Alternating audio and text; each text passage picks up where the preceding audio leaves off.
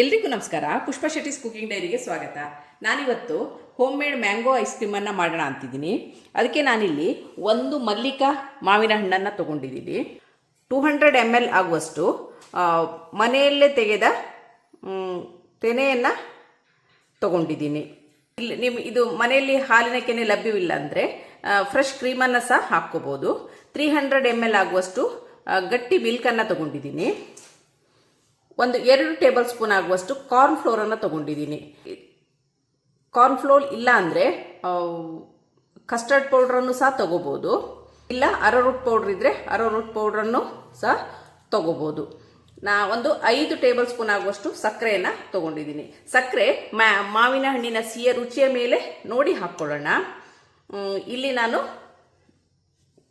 ಒಂದು 5 table spoon ಆಗುವಷ್ಟು ಸಕ್ಕರೆಯನ್ನು ತೊಗೊಂಡಿದ್ದೀನಿ. ಈಗ ಇದನ್ನು ನೆಕ್ಸ್ಟು ಹೇಗೆ ಮಾಡೋದು ಅಂತ ನೋಡೋಣ. ಇದನ್ನು ಮಾಡೋದು ತುಂಬಾ ಸುಲಭ.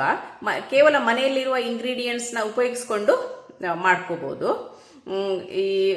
ಇದರಲ್ಲಿರೋ ಐಟಮ್ಗಳೆಲ್ಲ ಮನೆಯಲ್ಲೇ ಲಭ್ಯ ಇರುತ್ತೆ, ಆದ್ದರಿಂದ ಇದು ಈಸಿಯಾಗಿ ಮನೆಯಲ್ಲಿ ಮಾಡ್ಕೋಬೋದು. ಇದನ್ನು ಈಗ ಹೇಗೆ ಮಾಡೋದು ಅಂತ ನೋಡೋಣ. ಈಗ ಹಾಲನ್ನು ಕುದಿಯೋಕೆ ಇಡೋಣ. ಅದಕ್ಕೆ ಒಂದು ಪಾತ್ರೆಯನ್ನು ತೊಗೊಂಡಿದ್ದೀನಿ. ನಾನು ತಗೊಂಡಂಥ ಹಾಲಲ್ಲಿ ಪೂರ್ತಿಯಾಗಿ ಹಾಕೋದಿಲ್ಲ, ನಾನು ಸ್ವಲ್ಪ ಹಾಲನ್ನು ಉಳಿಸಿ ಉಳಿದ ಹಾಲನ್ನು ಇದಕ್ಕೆ ಸೇರಿಸಿದ್ದೀನಿ. ಇದರಲ್ಲಿ ಒಂದು 1/4 ಅಂಶ ಹಾಲನ್ನು ನಾನು ಇಟ್ಕೊಂಡಿದ್ದೀನಿ. ಹಾಗೆ ಇದರಲ್ಲಿ ಸ್ವಲ್ಪ ಕಾರ್ನ್ಫ್ಲೋರ್ ಏನಿದೆ ತೊಗೊಂಡಿದ್ದೀವಿ ಅದನ್ನು ಮಿಕ್ಸ್ ಮಾಡ್ಕೊಳ್ಳೋಣ. ಇಲ್ಲಿ ಸ್ವಲ್ಪನೇ ಹಾಲನ್ನು ಹಾಕಿ ಕಾರ್ನ್ಫ್ಲೋರ್ ಗಂಟಿಲ್ಲದ ಹಾಗೆ ಕಲಿಸ್ಕೋಬೇಕು. ಯಾವುದೇ ಕಾರಣಕ್ಕೆ ಗಂಟಾಗಬಾರ್ದು. ಈ ಮೊದಲೇ ಹೇಳಿದಾಗೆ ಕಾರ್ನ್ಫ್ಲೋರ್ ಬದಲಿಗೆ ಕಸ್ಟರ್ಡ್ ಪೌಡ್ರನ್ನು ಹಾಕ್ಕೋಬೋದು, ಅರೋರೂಟ್ ಪೌಡ್ರನ್ನು ಹಾಕ್ಕೋಬೋದು. ನಾನಿಲ್ಲಿ ಕಾರ್ನ್ಫ್ಲೋರನ್ನು ಉಪಯೋಗಿಸಿದ್ದೀನಿ. ಇಲ್ಲ, ಇದು ಯಾವುದೂ ಲಭ್ಯ ಇಲ್ಲ ಅಂದರೆ ಸ್ವಲ್ಪ ಹಾಲನ್ನೇ ಜಾಸ್ತಿ ತಗೊಂಡು ಅದನ್ನು ದಪ್ಪಗೆ ಕುದಿಸ್ಕೋಬೋದು. ದಪ್ಪಗೆ ಮಾಡಿಕೊಂಡು ಸಹ ಮಾಡ್ಕೋಬೋದು. ಇಲ್ಲಿ ಎಲ್ಲ ಹಾಲನ್ನು ಹಾಕಿ ಈಗ ಕಾರ್ನ್ಫ್ಲೋರನ್ನು ಚೆನ್ನಾಗಿ ಮಿಕ್ಸ್ ಮಾಡಿ ಇಟ್ಕೊಂಡಿದ್ದೀನಿ.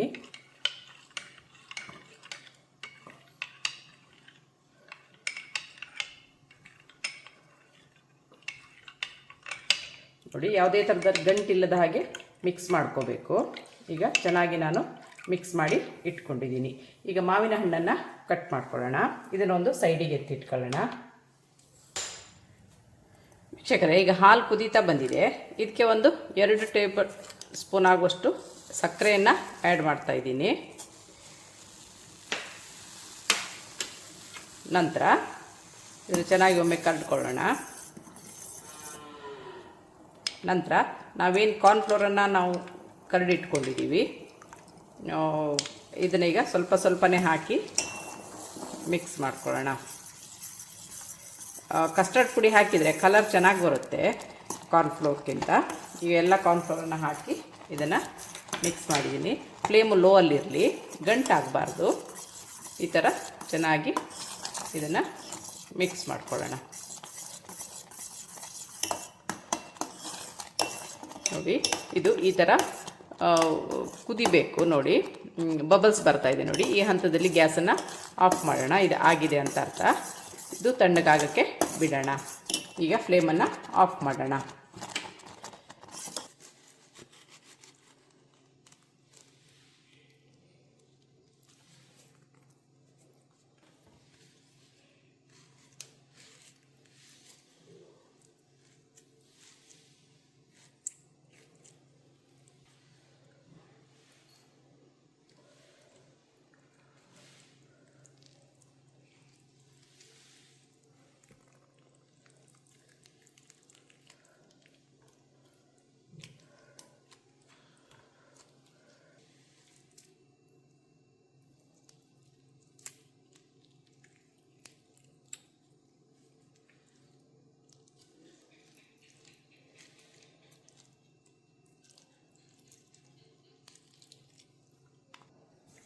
ವೀಕ್ಷಕರೇ, ಈಗ ತಗೊಂಡಂಥ ಮಾವಿನ ಹಣ್ಣನ್ನು ಈ ಥರ ಚೆನ್ನಾಗಿ ಸಿಪ್ಪೆ ತೆಗೆದು ಕಟ್ ಮಾಡಿ ಇಟ್ಕೊಂಡಿದ್ದೀನಿ. ನಾವು ಪಲ್ಪ್ ಮಾಡ್ಕೋಬೇಕು. ಪಲ್ಪ್ ಮಾಡಿ ನಂತರ ಬಿಸಿ ಮಾಡುವಂಥದ್ದು. ಈಗ ಇದಕ್ಕೆ ಸ್ವಲ್ಪ ಸಕ್ಕರೆಯನ್ನು ಸೇರಿಸಿ ಮಿಕ್ಸಿಲಿ ರುಬ್ಬಿ ತರೋಣ.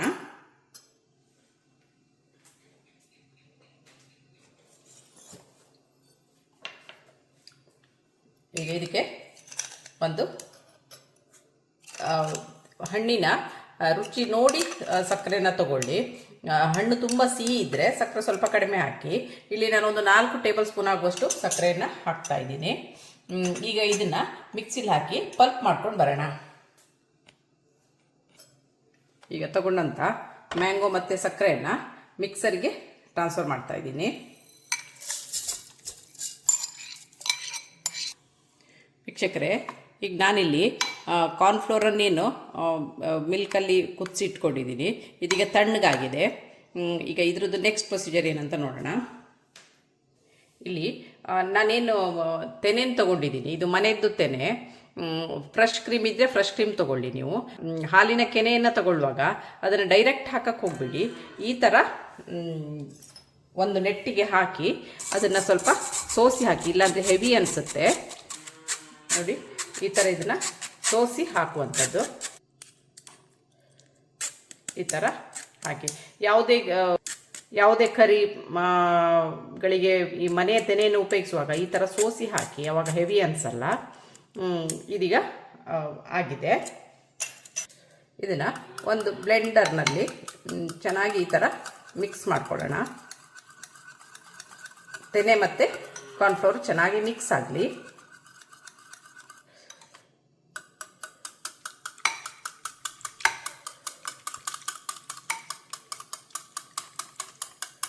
ಈಗ ಇದನ್ನು ಒಂದು ಬಾಕ್ಸಿಗೆ ಹಾಕಿ ಫ್ರಿಜ್ಜಲ್ಲಿ ಇಡೋಣ.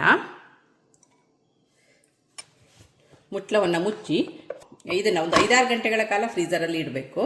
ಈಗ ಇದನ್ನ ಫ್ರಿಜ್ಜಲ್ಲಿ ಇಡೋಣ. ವೀಕ್ಷಕರೇ ನೋಡಿ, ಈಗ ತಗೊಂಡಂಥ ಮ್ಯಾಂಗೋವನ್ನು ಪ್ಯೂರಿ ಸಕ್ಕರೆ ಜೊತೆಗೆ ಸೇರಿಸಿ ಪ್ಯೂರಿ ಮಾಡ್ಕೊಂಡು ಬಂದಿದ್ದೀನಿ. ಈಗ ಇದನ್ನು ಗ್ಯಾಸಲ್ಲಿ ಇಟ್ಟು ಬಿಸಿ ಮಾಡೋಣ. ನೀರಿನ ಪಸೆ ಹೋಗಬೇಕು, ಅಲ್ಲಿಯ ತನಕ ಇದನ್ನು ಕುದಿಸೋಣ.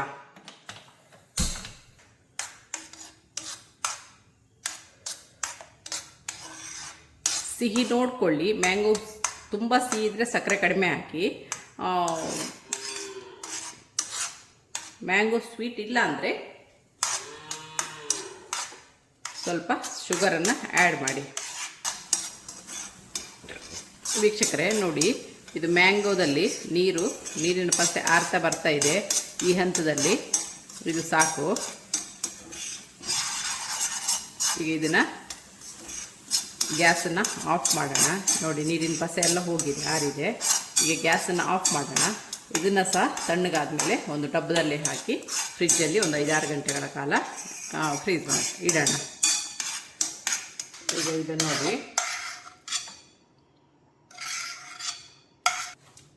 ವೀಕ್ಷಕರೇ, ಈಗ ನಾನಿಲ್ಲಿ ಮ್ಯಾಂಗೋನ ಪ್ಯೂರಿನ ಗ್ಯಾಸಲ್ಲಿಟ್ಟು ಕುದಿಸಿ ಒಂದು ಡಬ್ಬಿಗೆ ತೆಗೆದಿಟ್ಟಿದ್ದೀನಿ. ಇದು ತಣ್ಣಗಾದ್ಮೇಲೆ ಫ್ರಿಜ್ಜಲ್ಲಿ ಒಂದು 5-6 ಗಂಟೆಗಳ ಕಾಲ ಇಡೋಣ. ಈಗ ಇದು ತಣ್ಣಗಾಗಿದೆ. ಇದನ್ನು ಈಗ ಫ್ರಿಜ್ಜಲ್ಲಿ ಇಡೋಣ. ಒಂದು 5-6 ಗಂಟೆಗಳ ತಾಸು ಫ್ರಿಜ್ಜಲ್ಲಿ ಇರಲಿ.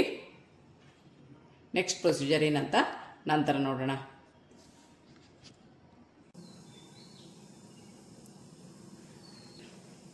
ನಾನೀಗ ಐಸ್ ಕ್ರೀಮ್ ತಯಾರಿ ಮಾಡಿ ಈಗ ಫ್ರಿಜ್ಜಲ್ಲಿಟ್ಟು 5-6 ಗಂಟೆಗಳ ಕಾಲ ಆಗಿದೆ. ನೋಡಿ, ಈ ಥರ ಬಂದಿದೆ. ನೋಡಿ, ಈ ಥರ ಆಗಿದೆ. ಈ ಥರ ಗಟ್ಟಿಯಾಗಿದೆ. ನೋಡಿ, ಈ ಥರ ಚೆನ್ನಾಗಿ ಬಂದಿದೆ. ಈಗ ಇದನ್ನು ಮಿಕ್ಸರಿಗೆ ಹಾಕಿ ಬ್ಲೆಂಡ್ ಮಾಡ್ಕೊಳ್ಳೋಣ. ಅದಕ್ಕೆ ಈ ಮಾಡಿಟ್ಕೊಂಡಂಥ ಇದನ್ನು ಇದಕ್ಕೆ ಹಾಕ್ತಾ ಇದ್ದೀನಿ.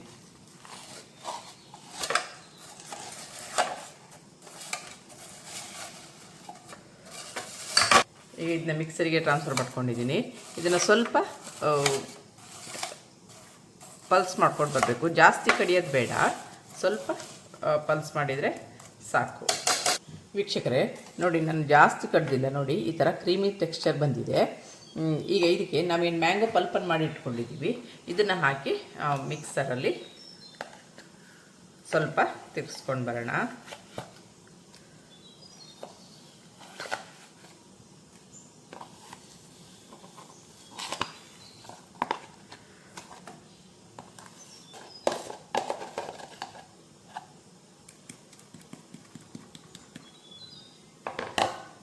ಈಗ ಇದನ್ನು ಒಮ್ಮೆ ಪಲ್ಸ್ ಮಾಡ್ಕೊಂಡು ಬರೋಣ. ವೀಕ್ಷಕರೇ ನೋಡಿ, ಇಷ್ಟು ಕ್ರೀಮಿಯಾಗಿ ಎಷ್ಟು ಚೆನ್ನಾಗಿ ಬಂದಿದೆ ನೋಡಿ. ಇದೀಗ ರೆಡಿಯಾಗಿದೆ. ನಿಮಗೆ ಬೇಕಾದಲ್ಲಿ ಮಾವಿನ ಹಣ್ಣನ್ನು ಸಣ್ಣ ಸಣ್ಣ ಪೀಸ್ ಮಾಡಿ ಹಾಕ್ಕೋಬೋದು. ನಾನಿಲ್ಲಿ ಹಾಕ್ತಾ ಇಲ್ಲ. ಎಷ್ಟು ಈಸಿಯಾಗಿ ಮನೆಯಲ್ಲೇ ಇರುವಂಥ ಇಂಗ್ರೀಡಿಯೆಂಟ್ಸ್ನ ಉಪಯೋಗಿಸಿ ಐಸ್ ಕ್ರೀಮನ್ನು ರೆಡಿ ಮಾಡ್ಕೋಬೋದು. ಇದನ್ನು ಈಗ ನಾನು ಒಂದು ಪಾತ್ರೆಗೆ ಟ್ರಾನ್ಸ್ಫರ್ ಮಾಡ್ತಾ ಇದ್ದೀನಿ. ನಂತರ ಇದನ್ನು ಫ್ರೀಝರಲ್ಲಿ ಸೆಟ್ ಮಾಡಲಿಕ್ಕೆ ಇಟ್ಟು ಐಸ್ ಕ್ರೀಮನ್ನು ಉಪಯೋಗಿಸುವಂಥದ್ದು.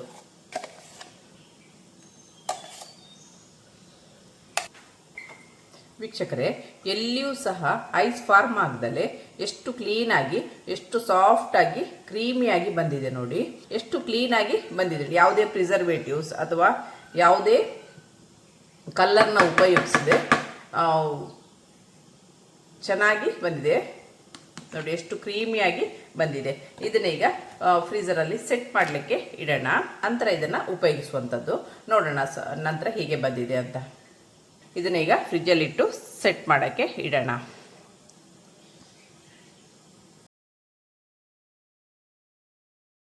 ವೀಕ್ಷಕರೇ, ರುಚಿ ಶುಚಿಯಾದ home made mango ice cream ಸವಿಯಲು ಸಿದ್ಧವಾಗಿದೆ. ಮನೆಯಲ್ಲಿ ಇರುವ ಇಂಗ್ರೀಡಿಯೆಂಟ್ಸ್ನ ಉಪಯೋಗಿಸ್ಕೊಂಡು ಎಷ್ಟು ಈಸಿಯಾಗಿ ಕ್ರೀಮಿಯಾಗಿ ಐಸ್ ಕ್ರೀಮನ್ನು ಮಾಡ್ಬೋದು ಅಂತ ಇವತ್ತಿನ ವಿಡಿಯೋದಲ್ಲಿ ಮಾಡಿದ್ದೀನಿ ನೋಡಿ. ಎಷ್ಟು ಚೆನ್ನಾಗಿ ಬಂದಿದೆ ನೋಡಿ. ಎಷ್ಟು ಚೆನ್ನಾಗಿ, ಎಷ್ಟು ನೀಟಾಗಿ ಐಸ್ ಕ್ರೀಮ್ ಬಂದಿದೆ ನೋಡಿ. ಎಷ್ಟು ಆರಾಮಾಗಿ ತೆಗಿಬೋದು. ಎಷ್ಟು ಕ್ರೀಮಿಯಾಗಿ, ಎಷ್ಟು ಸಾಫ್ಟಾಗಿ ಬಂದಿದೆ.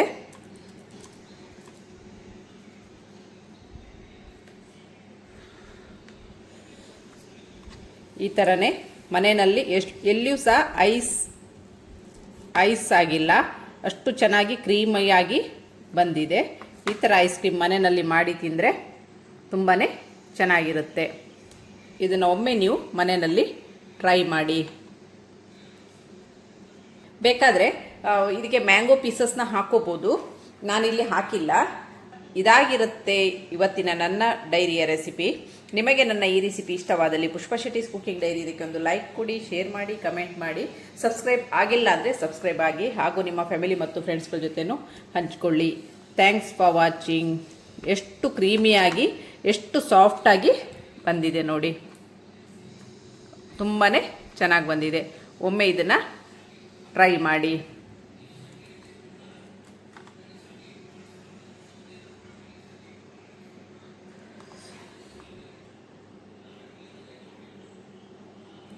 Thanks for watching.